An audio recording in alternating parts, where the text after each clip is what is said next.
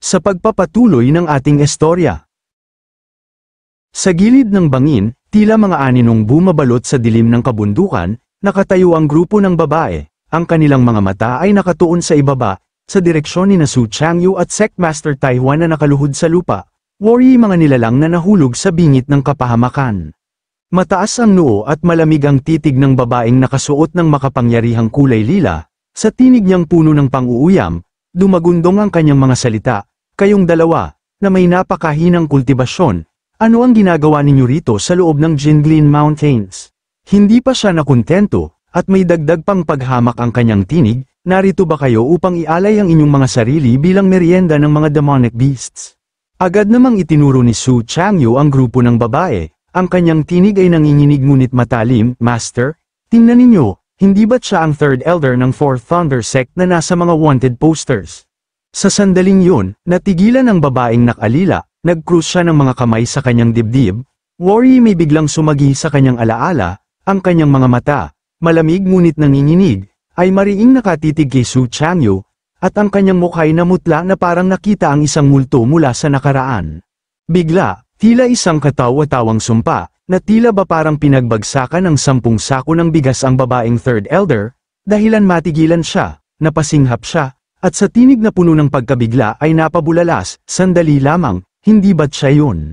Sumabat ang kanyang mga kasamahan, ang kanilang mga ekspresyon ay malamig at pilyo, worry sabay-sabay silang nakapagtanto ng isang nakakakilabot na katotohanan, isa sa kanila ang mariing nagsambit, Master, kamukha niya, ang espesyal na sugo mula sa ipinintang larawan. Ang third elder, na ngayon nanginginig ang tinig, ay biglang sumigaw, kamukha, siya mismo yun. Sa sandaling yun, bumalat ang matinding kaba sa kanyang katawan, ang pawis ay damaloy na parang ulan sa kanyang mukha, ang kanyang nooy nakakunot habang paulit-ulit niyang binubulong sa sarili, kalma lang, hindi tayo maaaring magpanik sa ganitong oras. At sa tinig na tila may halong pagkabaliw, idinugtong niya, isipin mong mabuti ang iniutos ng Sectmaster.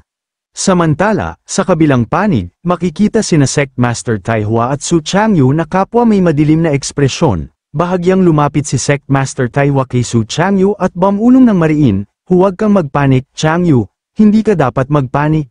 At sa tinig na puno ng bigat at babala ay idinagdag pa niya, kahit pa kabilang sila sa isa sa 3 dakilang sekta, kailangan nating manatiling kalmado.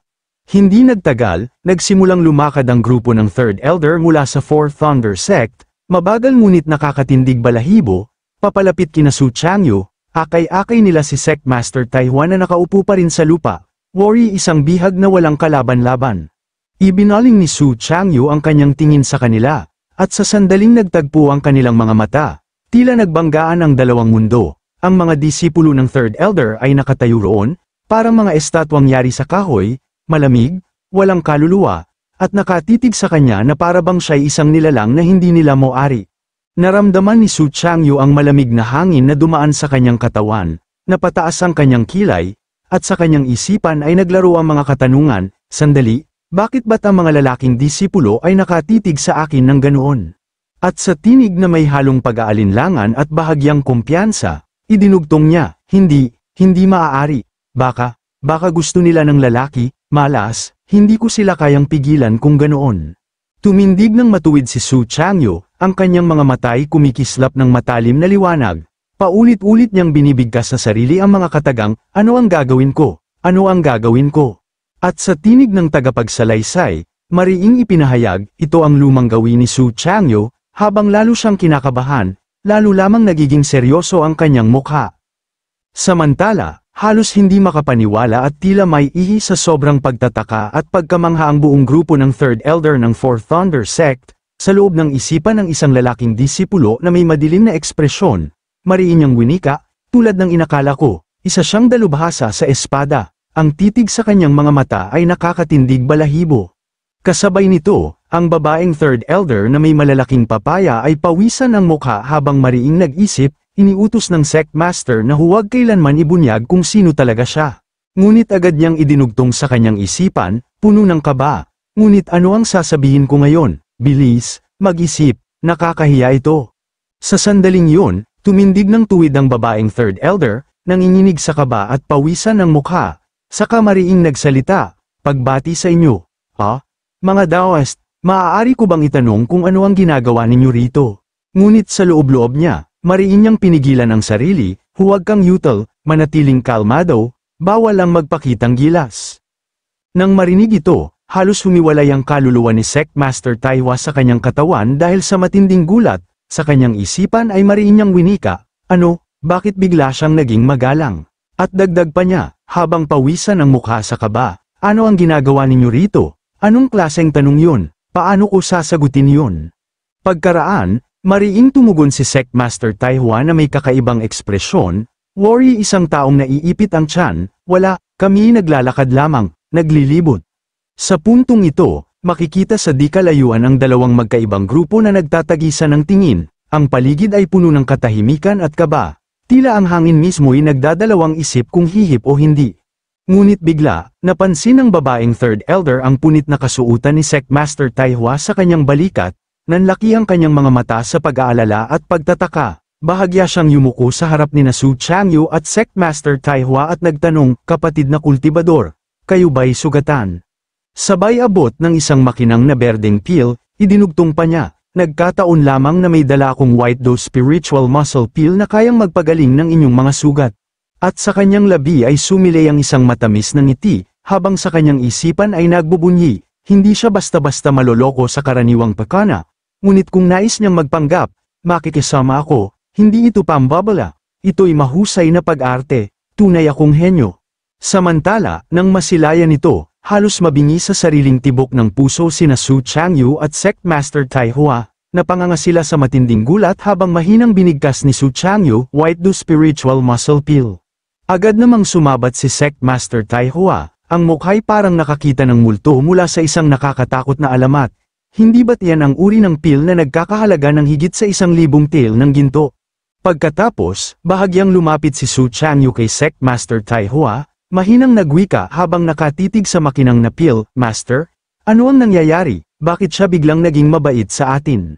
Mahinang tugon ni Sect Master Taihua, may kaba sa kanyang tinig, marahil ito'y bunga lamang ng kabutihang asal ng isang disipulo mula sa dakilang sekta, ang pagtulong sa mahihina habang naglalakbay. Ngunit mariing sambit ni Su Changyu, ang kanyang mukha'y madilim na parang pader ng pugon, hindi ako naniniwalang ganoon lang kasimple, kung may kakaiba, tiyak na may dahilan. Idinugtong pa niya, habang kumakabog ang dibdib, dapat tayong umatras habang may pagkakataon pa. Sa sandaling yun, agad na tumalikod si Su Changyu upang umalis kasama si Sect Master Taihua, ngunit bago tuluyang lumisan, bahagya siyang lumingon at magalang na nagpaalam sa grupo ng babaeng third elder. Maraming salamat, ngunit kami may mahalagang bagay na dapat asikasuhin. At sa kanyang labi ay sumilay ang isang ngiti, mahaba ang landas, naway muling pagtagpuin tayo ng kapalaran. Ngunit bago pa sila makalayo, biglang nagsalita ang isa sa mga disipulo ng babaeng third elder, ang tinig ay malamig na parang bakal na dumadagundong sa hangin, huminto kayo. Agad na natigilan si Su Changyu, nanigas ang kanyang katawan, malamig ang ekspresyon at walang imig, ngunit sa kanyang kalooban, halos mapamura siya sa inis at pagkabalisa, habang pilyo niyang winika sa sarili, ayan na nga ba ang sinasabi ko, syempre may kapalit ito. Sa sandaling yun, nagpatuloy ang lalaking disipulo ng Fourth Thunder Sect, nakatitig sa mga nakatalikod na sina Su Changyu at Sect Master Taihua, may nais lamang akong itanong sa inyo. Mariing sambit naman ni Sect Master Taihua, halos pabulong ngunit puno ng pangamba, alam ko na, laging may kapalit, malinaw na may masamang balak sila.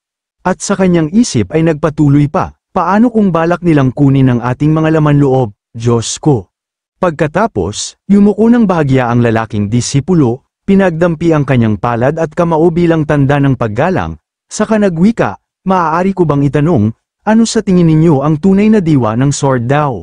At sa kanyang isipan, mariin niyang winika, puno ng kaba, naku, baka masyado akong naging agresibo, ngunit hindi ko na napigilan ang sarili ko. Samantala, nang marinig ito, parang binuhusan ng malamig na tubig si Sect Master Taihua, ang kanyang ekspresyon ay dumilim, at mariin niyang winika sa sarili, anong klaseng tanong yun? Idinugtong pa niya, puno ng pagtataka, lalo silang nagiging kakaiba at nakakatakot. Sa parehong sandali, bahagyang lumingon si Su Changyu, nakayuko ang ulo, nakapikit ang mga mata, at may mahinaong ekspresyon, dito mariing inilahad ng tagapagsalaysay, na-activate ang passive technique ni Su Changyu, ang tinaguriang pretentiousness technique. Pagkatapos, mariing nagwika si Su Changyu, ang tinig ay puno ng kumpiyansa at katahimikan, ang tunay na diwa ng sword daw, napakagandang tanong niyan. Idinugtong pa niya, habang nakatalikod at nakatindig ng tuwid na parang haligi ng bundok, kung ako ang tatanungin, tama ang taong nilapitan ninyo. Ngunit biglang sumabat si Sect Master Tai Hua, nagpanggap na isang disipulo at sumigaw mula sa likod.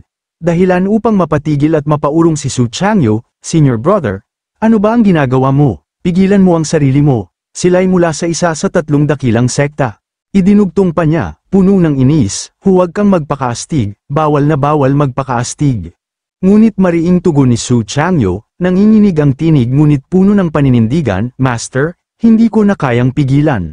At sa sandaling iyon, itinaas ni Su Changyu ang kanyang kamay, hawak-hawak lamang ang isang payak na damo, sa tinig na puno ng kumpiyansa at tila nagmumula sa kalangitan, mariin niyang winika, ang talam na ito ng damo, siya mismo ang sword daw. Ang kanyang mga kataga ay umalingaw-ngaw na parang banal na tinig na bumaba mula sa langit, paulit-ulit na nag-echo sa paligid, ang mga disipulo ng Fourth Thunder Sect ay napangiwi sa matinding gulat, at ang Third Elder mismo ay nanigas, hindi makagalaw, dahil sa pagkabigla at sindak sa kanilang narinig.